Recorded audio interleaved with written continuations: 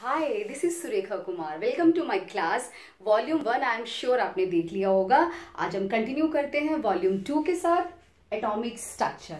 इसका first volume आप देख लेना, उसके बाद हम कंटिन्यू कर रहे हैं। इसमें फर्स्ट टॉपिक है हमारा electromagnetic wave theory. Electromagnetic wave theory it was given by Maxwell. Maxwell ने क्या कहा, जो जितनी भी रेडिएशंस है इस दुनिया में, ये बल्ब से आ रही है, ट्यूबलाइट से आ रही है, सन से आ रही है, ये सारी की सारी जो है रेडिएंट एनर्जी की फॉर्म में ये कॉन्टिन्यूसली फ्लो होती है। सो रेडिएशंस जो होती हैं coming from any source flow continuously. Continuously का मतलब ये होता है कि वेव लाइक कैरेक्टर है, कॉन्टिन्यूसली, राइट? और these radiations do not require any material medium for their propagation. Don't require any material for their propagation. इसका मीनिंग क्या होता है? इसका मीनिंग ये है कि अगर मैं यहां से बोल रही हूं तो आवाज वहां तक कैसे जा रही है? ये जो पार्टिकल्स है इनको एक मीडियम चाहिए होता है। वॉइस को एक पर्सन से दूसरे पर्सन तक ट्रेवल करने के लिए मीडियम चाहिए होता है, but they don't require any material medium for their propagation. Okay, third है कि these are associated with electric field and magnetic field perpendicular to each other and to direction of propagation of wave. Direction of propagation of wave means अगर radiations जो है ऐसे चलेंगी, वैसे तो ये वेव लाइक करेक्टर बोला उसने, वेव ऐसे चलती है, वेव्स ही हैं। अगर लाइट ऐसे जा रही है, इलेक्ट्रिक फील्ड ऐसे होगा, मैग्नेटिक ऐसे होगा। Means this is the direction of propagation of wave. ये इलेक्ट्रिक फील्ड है परपेंडिकुलर, ये मैग्नेटिक फील्ड है परपेंडिकुलर, तीनों आपस में एक दूसरे के परपेंडिकुलर होंगे। और सबसे बड़ी बात है, जितनी भी रेडिएशंस होती हैं, these travel with the speed of light. और लाइट की स्पीड क्या होती है? 3 × 10⁸ मीटर्स पर सेकेंड। फिफ्थ बात इन्होंने क्या बोली? सारी radiations they travel in the form of wave. These radiations travel in the form of wave. What is this wave? Wave वो होती है जो ऐसे चलती है। इस वेव में ये क्रेस्ट होता है, ये ट्रफ होता है। ऊपर वाले को क्रेस्ट बोलते हैं। ये देखो, what are the characteristics of waves? आखिर ये वेव है क्या? Characteristics of wave. वेव ये होती है, ये देखो, इसे हम वेव कहते हैं, राइट? जो अपर पोर्शन है इसे हम क्रेस्ट कहते हैं, इस लोअर पोर्शन को हम लोग ट्रफ कहेंगे। यू नो, क्रेस्ट की हाइट और ट्रफ की डेप्थ ये दोनों सेम होती हैं। मुझसे चाहे बड़ी छोटी बड़ी बन सकती हैं, बट ये एब्सोल्युटली सेम होती हैं। इसी को हम कहते हैं amplitude. What is amplitude? It is the height और depth of trough, height of crest और डेप्थ ऑफ ट्रफ, उसे हम कहते हैं एम्पलीट्यूड।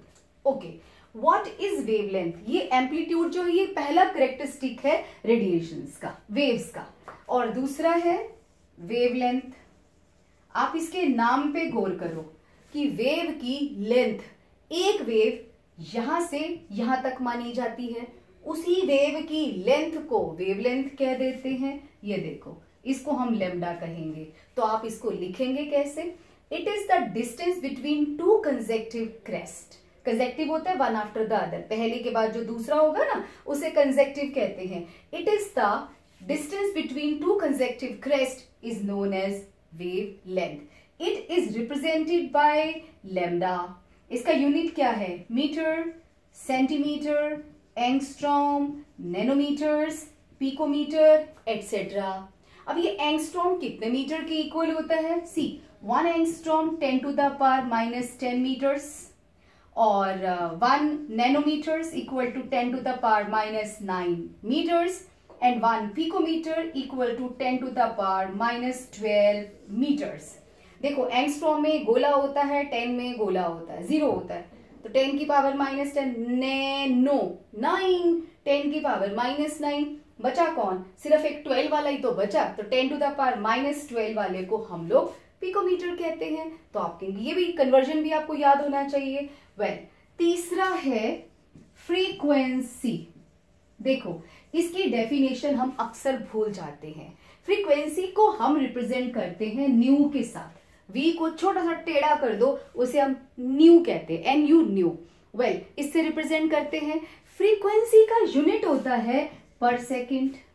अगर आपको फ्रीक्वेंसी की डेफिनेशन कभी भी भूल जाए, इसके यूनिट का ध्यान करो. पर सेकेंड होता है. पर सेकेंड क्या, एक सेकेंड में क्या, एक सेकेंड में कितनी वेव्स एक पॉइंट में से निकल जाएंगी, दैट इज फ्रीक्वेंसी.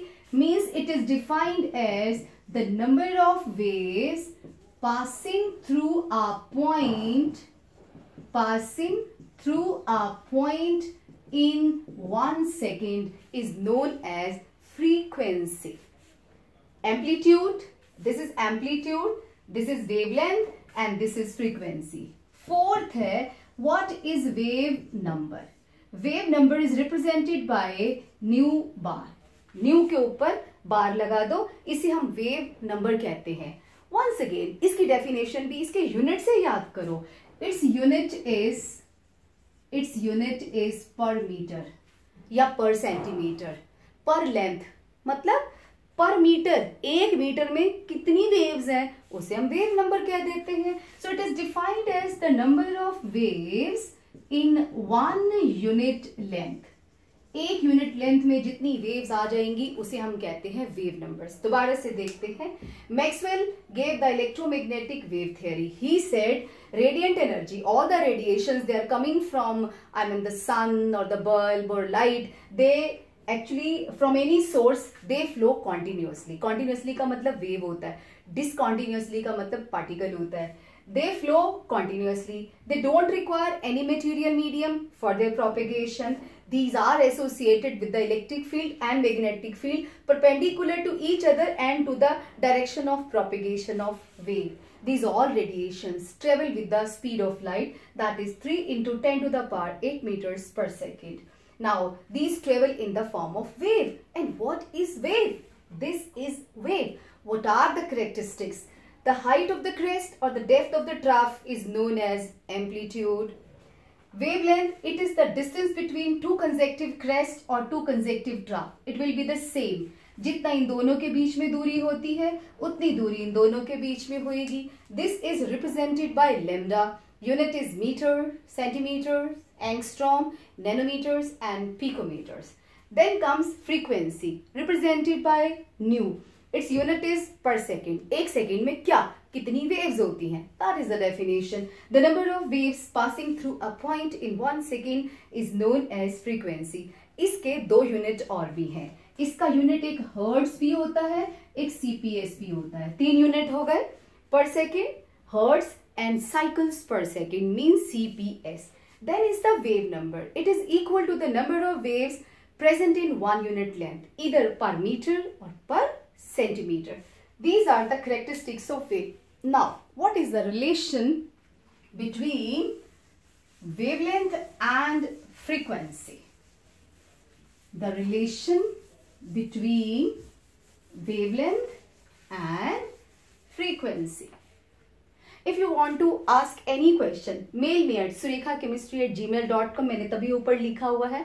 आपकी कोई भी क्वेरी है, कुछ भी आप चाहते हैं, ऑनलाइन क्लास चाहते हैं, मटेरियल चाहते हैं, you actually send me mail at this email ID surekhachemistry@gmail.com. Okay, so now the relation between wavelength and frequency. मैं आपको 2 वेव्स देती हूँ.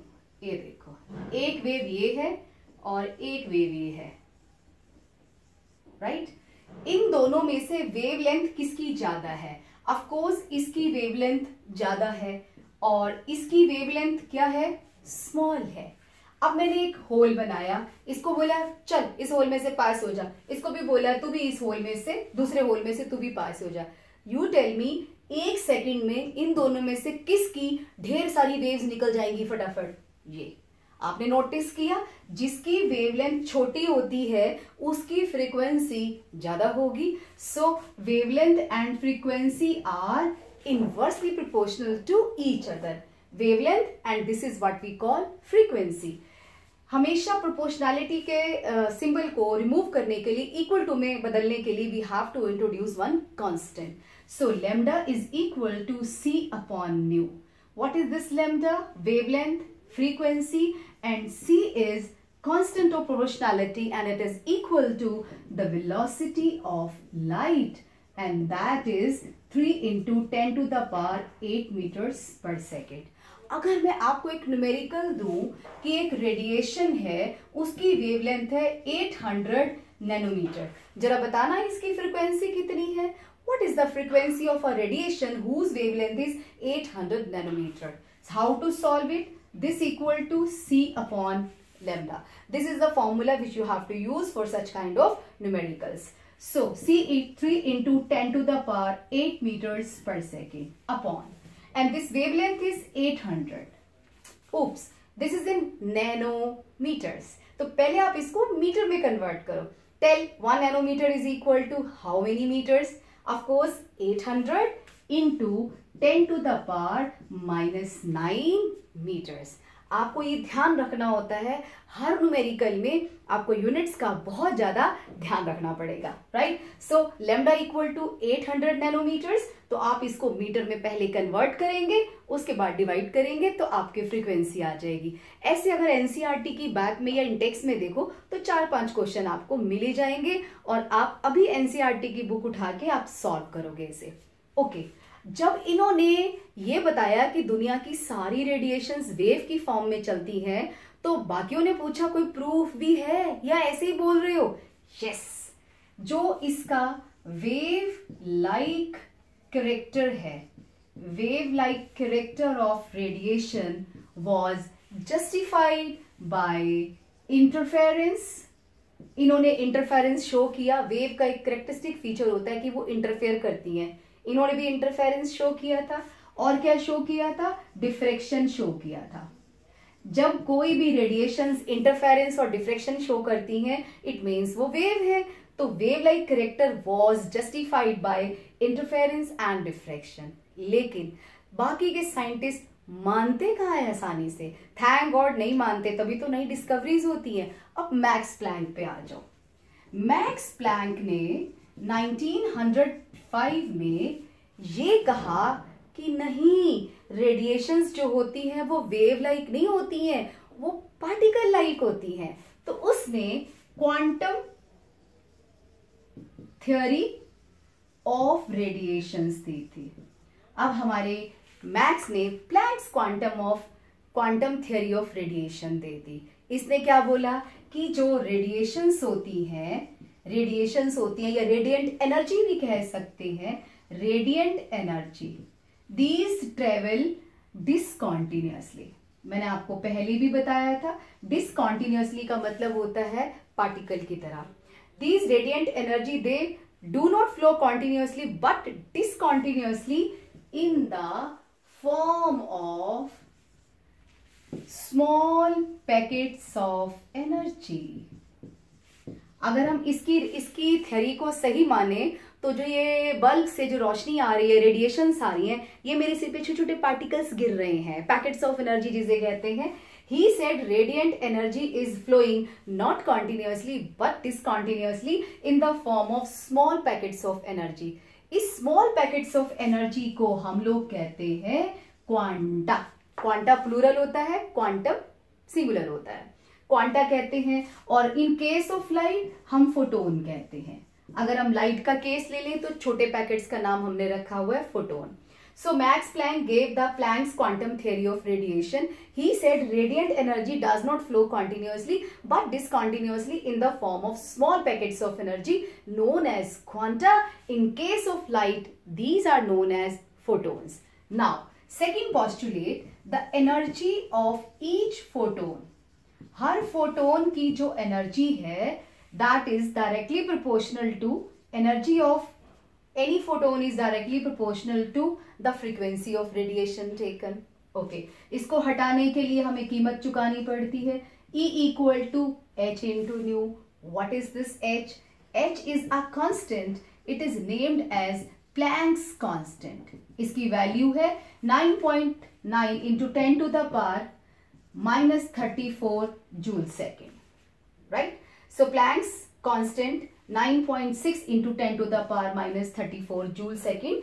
प्लैंक्स जो कांस्टेंट है उसकी ये वैल्यू है. वेल, लेकिन न्यू किसके इक्वल है? c अपॉन लैम्डा के. So energy is also equal to h c upon lambda. Right, okay. Total energy किसके इक्वल होगी? ये तो आपने एक फोटोन, अब इतने सारे पैकेट सिर पे गिर रहे हैं, एक पैकेट की एनर्जी तो आपने बता दी, तो बहुत सारे की कितनी होगी? यानी कि टोटल एनर्जी ऑफ रेडिएशंस को हम लोग लिखेंगे E equal to NH new.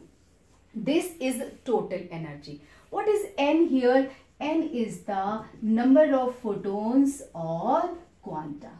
So many questions are there. Sorry, इसकी वैल्यू करेक्ट कर लो. 6.6 into 10 to the power -34 joule second. See, electromagnetic wave theory ने कहा दुनिया की सारी रेडिएशंस वेव की तरह चलती हैं. तो प्लैंक्स कहते हैं कि नहीं, वो तो मटेरियल यानी कि पार्टिकल्स की तरह बिहेव करती हैं, और हर पार्टिकल को हम लोग कहते हैं फोटोन या क्वांटा, मतलब क्वांटम, क्वांटा प्लूरल हो गया.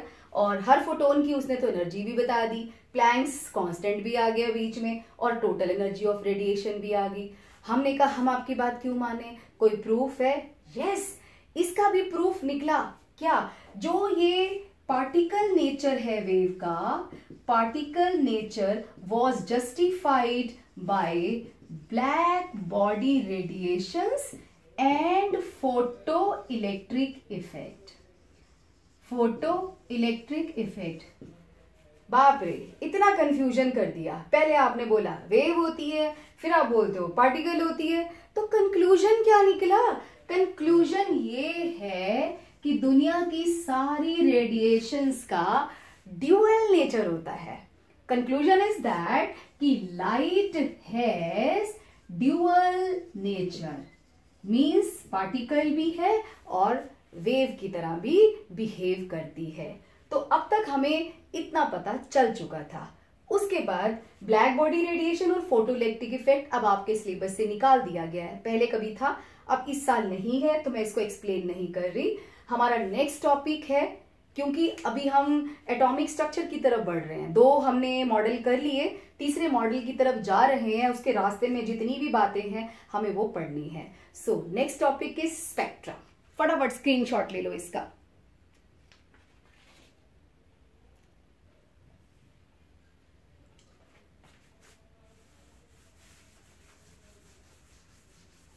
Spectrum.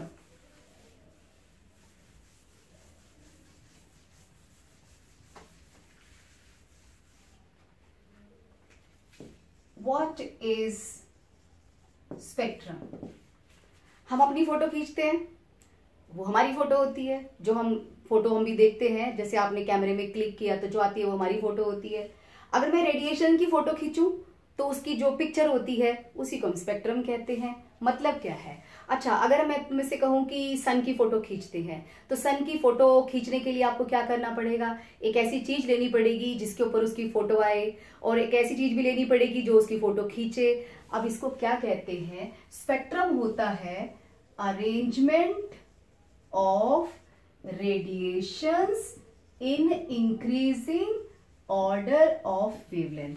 Have you ever seen rainbow? देखा है ना रेनबो? रेनबो में क्या होता है? VIBGYOR, right? Violet, indigo, blue, green, yellow, orange and red. इसकी वेवलेंथ सबसे कम होती है, इसकी वेवलेंथ सबसे ज्यादा होती है. देखो, रेनबो में अरेंजमेंट है, स्मॉल वेवलेंथ से लेके बढ़ते क्रम में ये जा रही है. इसी को बोलते हैं सन का फोटो. सन का फोटो यानी कि स्पेक्ट्रम कहते हैं इसको. और इसमें कभी भी गलती नहीं होती है. कभी भी रेड पहले नहीं होगा, येलो बाद में नहीं होगा. ये इनका सीक्वेंस है. इसी को हम कहते हैं स्पेक्ट्रम. स्पेक्ट्रम फोटो होता है रेडिएशन का. ओके, और स्कोप क्या होता है? स्पेक्ट्रोस्कोप होता है जो इन रेडिएशंस को अलग करेगा फोटो खींचने के लिए। उसका काम कौन करता है? प्रिज्म का। अब मैं आपको दिखाती हूं कि कैसे हम किसी रेडिएशन का फोटो खींचते हैं। अब जो स्पेक्ट्रा होता है यानी कि फोटो, वो 2 टाइप्स का होता है। पहला है emission spectrum. Emission spectrum, emission spectrum कैसे लेते हैं? ये सन है, सन से आती हुई रेडिएशन को प्रिज्म में से पास किया, स्पेक्ट्रोस्कोप का काम करेगा, इसकी रेडिएशन को अलग करेगा, राइट।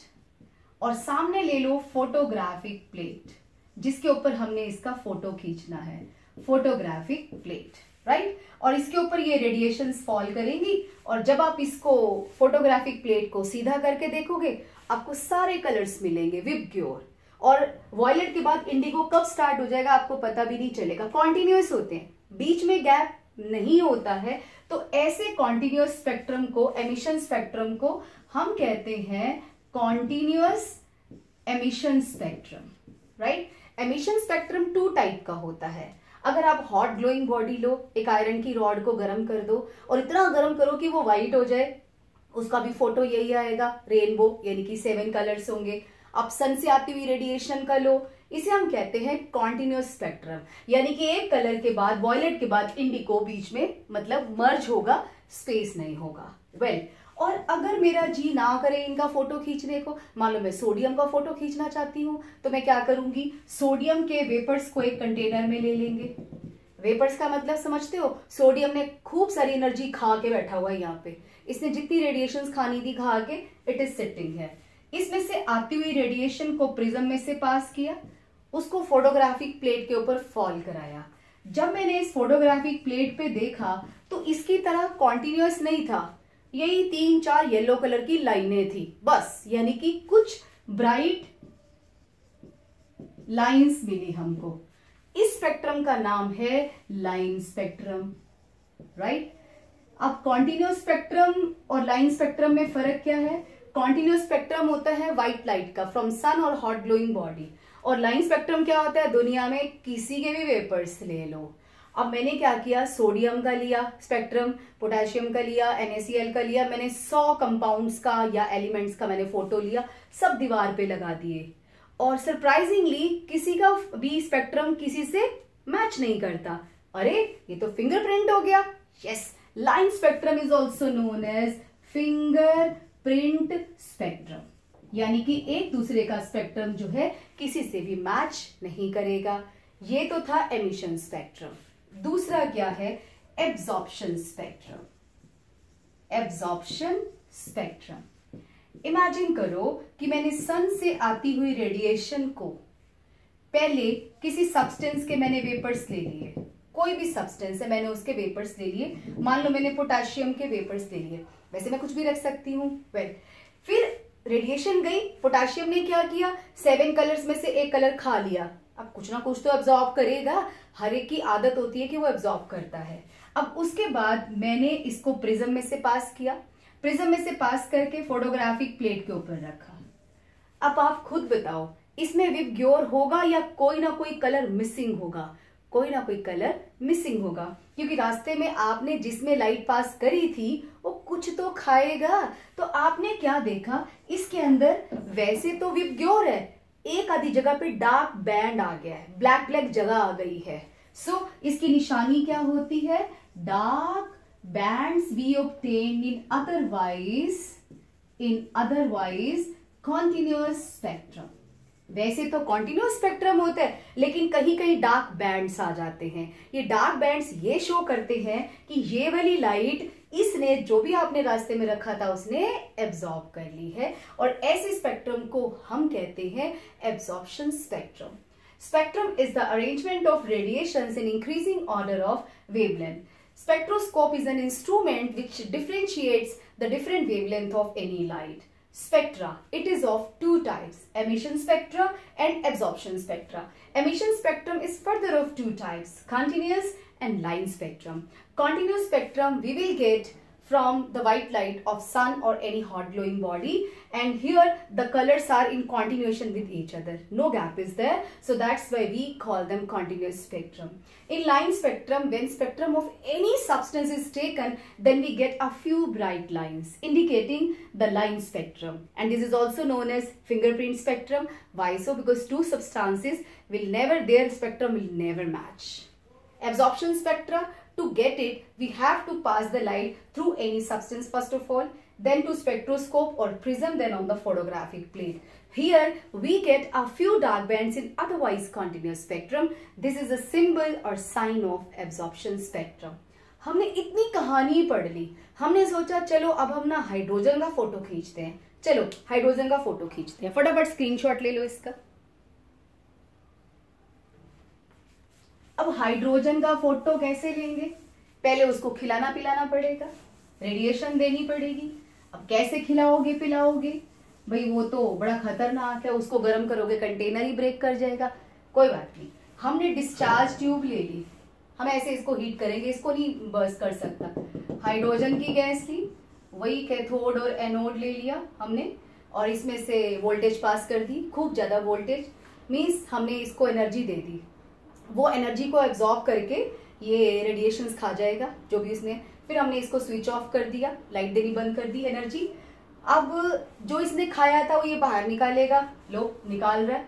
मैंने इसके रास्ते में प्रिज्म रखा, प्रिज्म के बाद मैंने फोटोग्राफिक प्लेट रखी।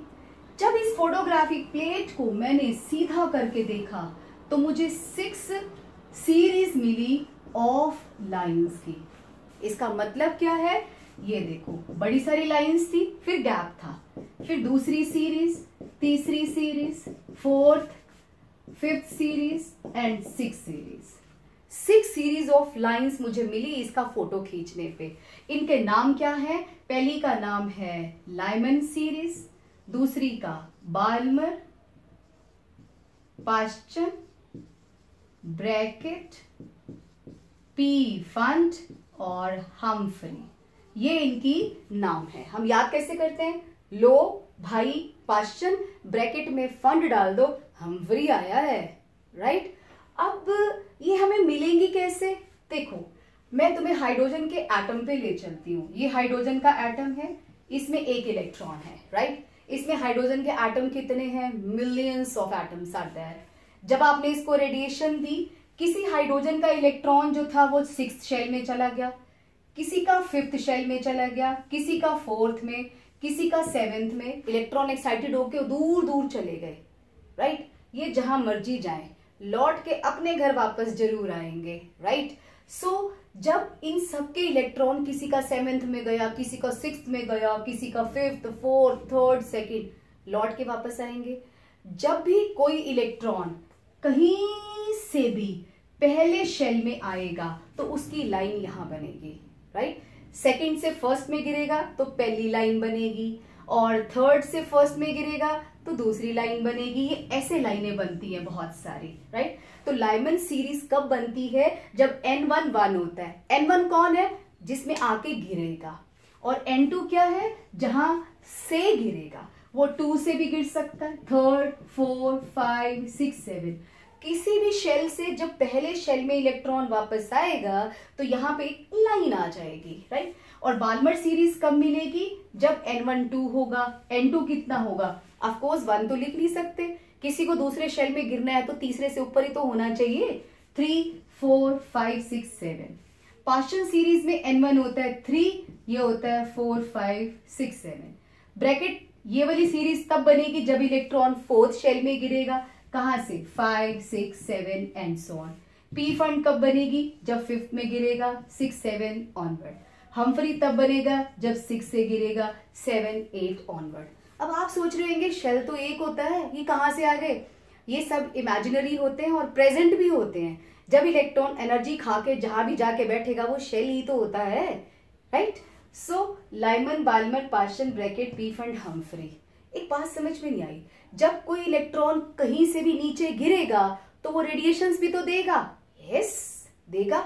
और जो रेडिएशन देगा उसकी वेवलेंथ क्या है, उसकी एनर्जी क्या है, वो भी हम निकाल सकते हैं। रेडबर्ग कहता है वो कौन सा मुश्किल है। बट पहले ये समझ लो लाइमन सीरीज जो है वो उसमें यूवी रीजन में गिरती है, मींस इसकी जो रेडिएशन होती है वो यूवी रीजन में फॉल करती है, और बाल्मर की विजिबल में जो 7 कलर्स हम देख सकते हैं ना, ये उसी में लाई करती है, मींस इसकी जो रेडिएशन की वेवलेंथ होगी वो विजिबल रीजन वाली होगी, और पास्चन, ब्रैकेट और फंड तीनों की इंफ्रारेड रीजन की होगी, और ये पड़ा होता है फार IR में पड़ा होता है।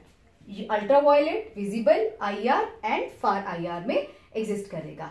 Now how to get the wavelength of radiation coming out, see Rydberg formula. Rydberg ने बोला, मैं बताता हूं कैसे वेवलेंथ निकलेगा। इसे हम कहते हैं रेडबर्ग फॉर्मूला और Ritz combination formula. Ritz combination भी कहते हैं, रेडबर्ग फॉर्मूला भी कहते हैं।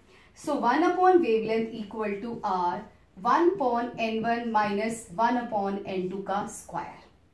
R कौन है? Rydberg constant. अब रेडबर्ग ने दिया है तो रेडबर्ग कांस्टेंट ही होगा। सो रेडबर्ग कांस्टेंट है 109677 per centimetre, but for the sake of numerical purpose we take it to be 10 to the power 5 per centimeter. What is N1? N1 is always smaller than N2. क्यों? क्योंकि N2 बड़ा होगा तो answer positive में आएगा ना, इसलिए हम लोग हमेशा मान लेते हैं कि N1 जो है N2 से छोटा है, राइट? ऐसे निकालेंगे वेवलेंथ, इसे वेव नंबर भी कहते हैं। अब मैं आपसे पूछूंगी कि इलेक्ट्रॉन है हाइड्रोजन में, वो 4th शेल से, यानी कि 4th शेल से 2nd शेल में गिरा। जब वो गिरेगा तो एनर्जी देगा, जो एनर्जी देगा रेडिएशन, उसकी वेवलेंथ कितनी है, तो उसको निकालने के लिए ये वाला फॉर्मूला लगाएंगे।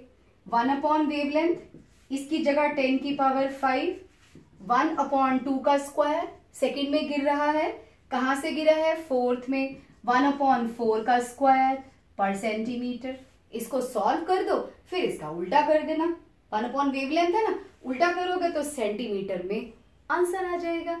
तो ये भी आप सॉल्व कर सकते हैं। दोबारा से देखेंगे, when the spectrum of hydrogen was taken, then we got 6 series: Lymer, Balmer, Paschen, Brackett, Pfund and Humphrey. Lyman series is formed when any electron falls from any shell to the first shell. What is the first line of Lyman series? 2 to 1 गिरेगा तो first line बनेगी, 3 से 1 में गिरेगा तो second line बनेगी। एक ऐसा क्वेश्चन भी आता है, लाइमन सीरीज की इंफिनिटी लाइन कौन सी होगी? लिमिटिंग लाइन, आखिरी वाली। जब इलेक्ट्रॉन इंफिनिटी से 1 में गिरेगा उसे कहते हैं limiting line of Balmer series. ऐसे ही बाल्मर, ऐसे ही लाइमन, ऐसे ही पास्चन, ऐसे ही ब्रैकेट, ऐसे ही पीफंड। अगर मैं आपसे पूछूं बाल्मर की पहली लाइन कब बनेगी? जब 3 से 2 में गिरेगा। जब इलेक्ट्रॉन 4 से 2 में गिरेगा तो सेकेंड लाइन बनेगी। वो कौन सी सीरीज है जो विजिबल होती है? बाल्मर। आप याद कर सकते हैं, बल्मा दिखता है, सो बाल्मर सीरीज दिखती है, बाकी कोई सीरीज हमको नहीं दिखती है। So Rydberg formula is given to calculate the wavelength of radiation. कौन सी radiation? Which are it is emitting out. जब इलेक्ट्रॉन हायर से लोअर लेवल में आएगा तो रेडिएशन हमेशा एमिटेड आउट होंगी, और उसकी वेवलेंथ निकालने का इसने तरीका बताया। और R क्या है? R इज 109677 पर सेंटीमीटर और 10 to the power 5 पर सेंटीमीटर। आप यहां तक कीजिए, वीडियो को 2-3 बार देखिए और न्यूमेरिकल को सॉल्व करने की कोशिश करो अपनी बुक में।